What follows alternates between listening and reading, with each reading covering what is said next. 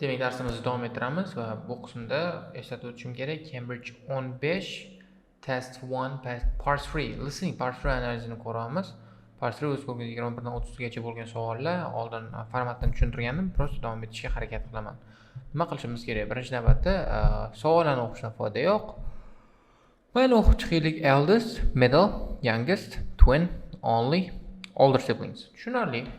Outgoing degan so'z bo'lishingiz kerak. Outgoing degan so'z bilmasangiz uxladingiz, tamom, bilmaysiz. Outgoing degani chiqishimni degani. Chiqib keta oladigan. Selfish, xudbin.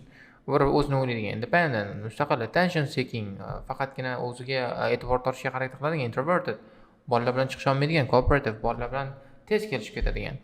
Caring, g'amxo'r, competitive, raqobatbardosh. Shu bilan bilish kerak. Tushunmayman-da, to'g'risi. Masalan, ko'pchilik o'quvchilar qarab o'tiradi. Outgoing nima deyman, bilmayman deydi. Attention seeking nima desa bilmadim deydi. Keyin yana listening 20 ta chiqsa, nima 20 ta chiqdi deb yig'lab o'tiradi-da, g'alati-da. Logik emas, to'g'risi-da. Odamni shunday asabini o'ynab, razdralять qilib go'rga tiqasizlar oxir. O'rganinglar, yodlanglar shu so'zlarni. Nima ahvol bu? Realni outgoing degan so'zni bilmagan odam bu tekstni, bu testni bajarishdan realni qanaqa qilib bajarib, shundan 30+ chiqarish mumkin agar so'zni vokabulyarni bilmasa. Realda shunday asam chiqib ketadi. Bilmayman, oxiri kasal qolsam kerak. Xo'p, keling, endi boshlaymiz. You will hear two psychology students discussing the effects of the order in which the children in a family are born. First, you have some time to look at questions 21 to 26. Yo, we don't have time. Vaqtimiz yo'q bunga. Boshlaymiz. Okay, now listen carefully and answer questions 21 to 26. Ed, how are you getting on with the reading for our presentation next week? Well, okay, Ruth, but there's so much of it. I know. I hadn't realised birth order was such a popular area of research. But the stuff on birth order and personality is mostly unreliable. From what I've been reading, a lot of the claims about how your position in the family determines certain personality traits are just stereotypes with no robust evidence to support them. Okay, but that's an interesting point. We could start by outlining what previous research has shown.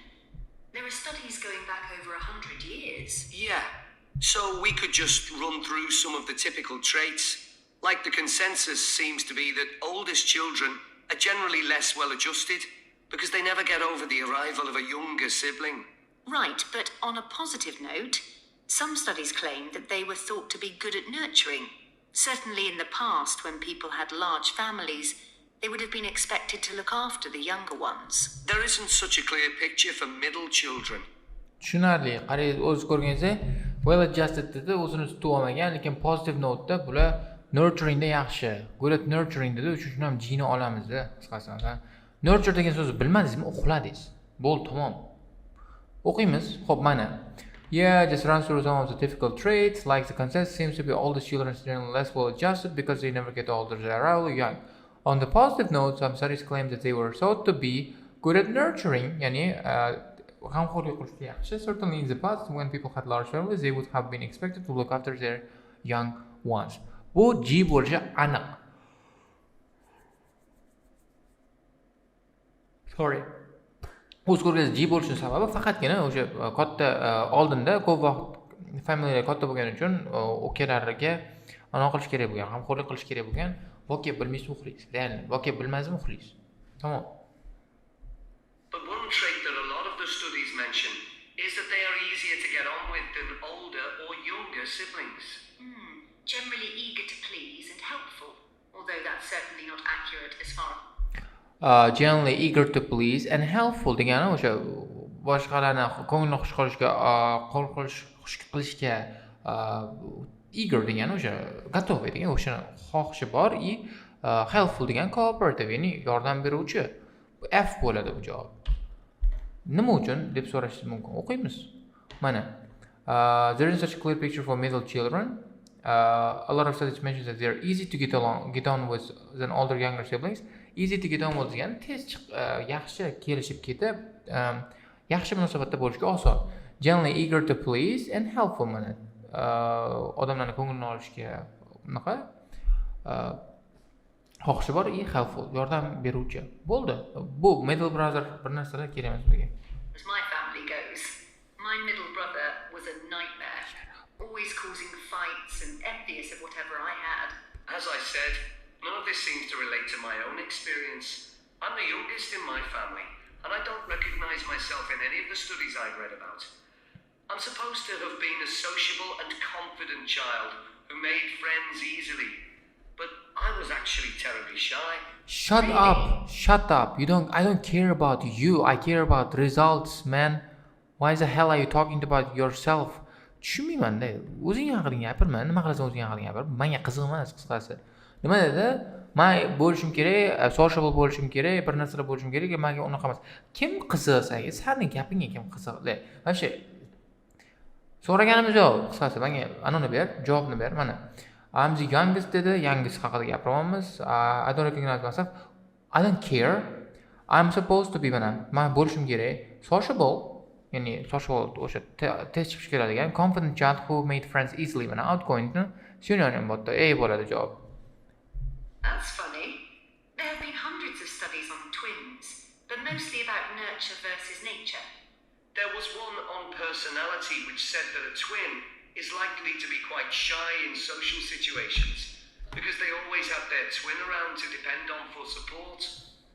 Shy dedi, chunki o'zini twini bor, supportga depend on qilish uchun. Mana. There's one personality, twinlar, twin. Which says that twins is likely to be quite shy. Shyness is synonym introverted bu qismda. Social situations, they always have their twin around, depend on to support or for support. Qisqasi shu bo'ladi. Keyingisi. Cousins were like that when they were small. They were only interested in each other and found it hard to engage with other kids. They're fine now though. Only children have had a really bad press. A lot of studies have branded them as loners who think the world revolves around them because they've never had to fight for their parents' attention. That does Who think that the world revolves around them degani o'sha dunyoni o'zini atrofida aylanadi deb o'ylaydigan selfish odamlar. O'qiysiz mana. Have branded them as loners who think the world revolves around them. They never had to fight for their parents' attention. Qisqasi shu. Seem a bit harsh. One category I hadn't considered before was children with much older siblings. A couple of studies mentioned that these children grow up more quickly and are expected to do basic things for themselves, like getting dressed. I can see how that might be true, although I expect there's sometimes the exact... Shut up. Qisqasi, older sibling bor childrenlar grow up qilishi, tezroq grow up qilishi kutiladi, o'zi uchun harakat qilishi mana aytib olgan. A couple of studies mentions that these children grow up more quickly and expect to do basic things for themselves, independent bo'ladi bu. You shut up, Ed. I don't care about your opinion. You understand, man? Like you're just confusing us. Like shut up, simply. Bo'ldi. Shu bilan 26 o'tdi. Keyingisiga o'tamiz. 27, 28, 29, 30, 27, 28 qolamiz birinchi. Demak, buni kuchaytirmasak bo'lmaydi. Endi asabim chiqib ketyapti nimagadir. Jurayin asabim chiqib ketyapti. Because students are really seriously lazy. What do speakers say about the evidence relating to birth order and academic success? Hope birth order and academic success evidence nima? Conflicting evidence. All the children perform best in intelligence tests. Little doubt. Birth order has lesser influence on socioeconomic status. Have neglected to include important factors such as family size. What does Roos think? So surprising about the difference in all the children academic performance. Mainly thanks to their role as a teacher. Advantage they have only led slightly higher level of achievement. Extra parental attention makes little difference. Interesting. Topams. Opposite, playing the baby role and clamoring for special treatment. Before you hear the rest of the discussion, you have some time to look at questions 27 to 30.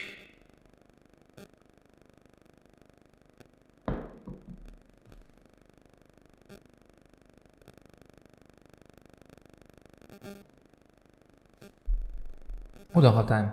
Who rated him or her? Did him or? I think it was. What was the problem with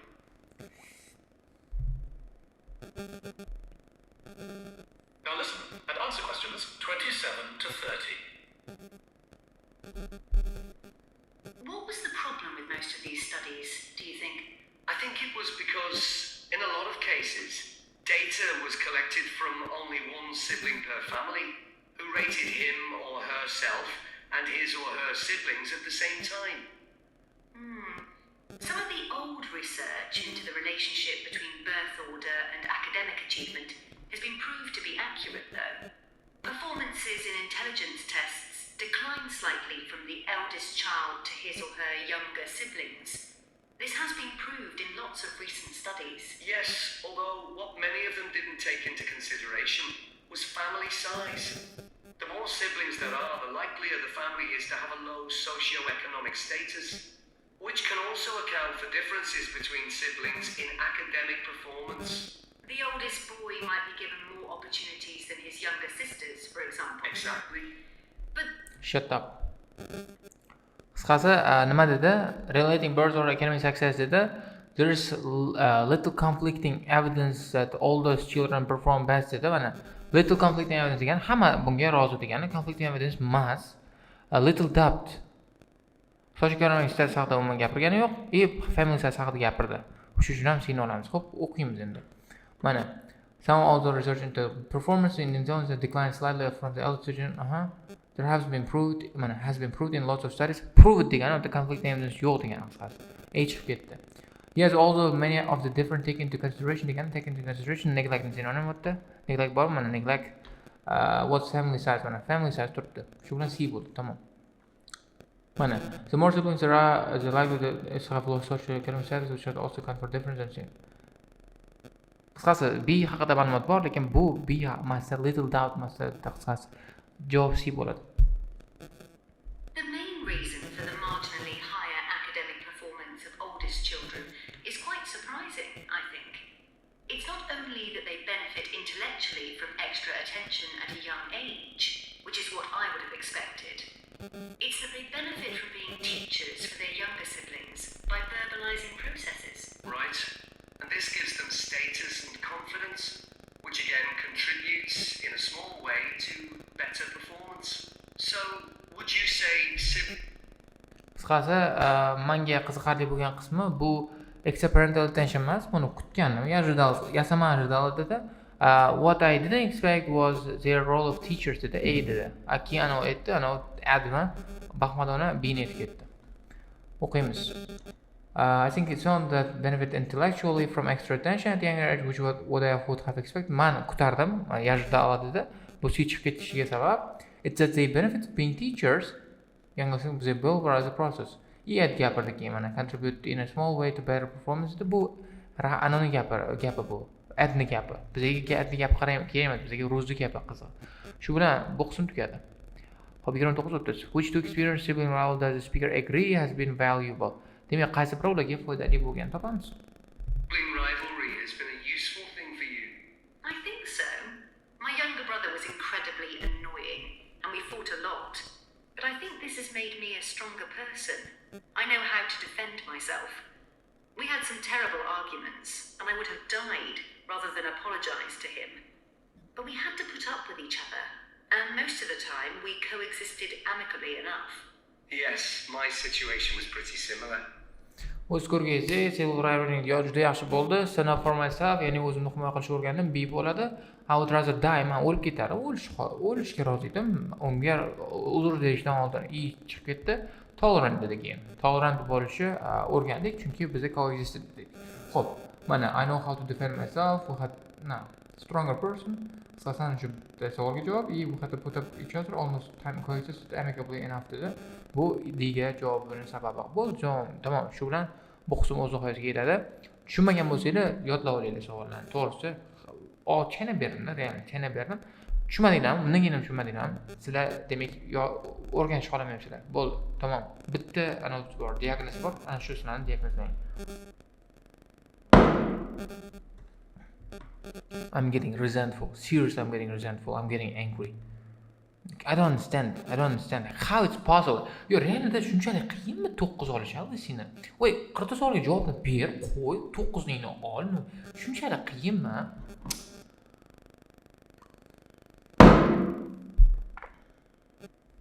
whatever. Part 4 ga o'tamiz.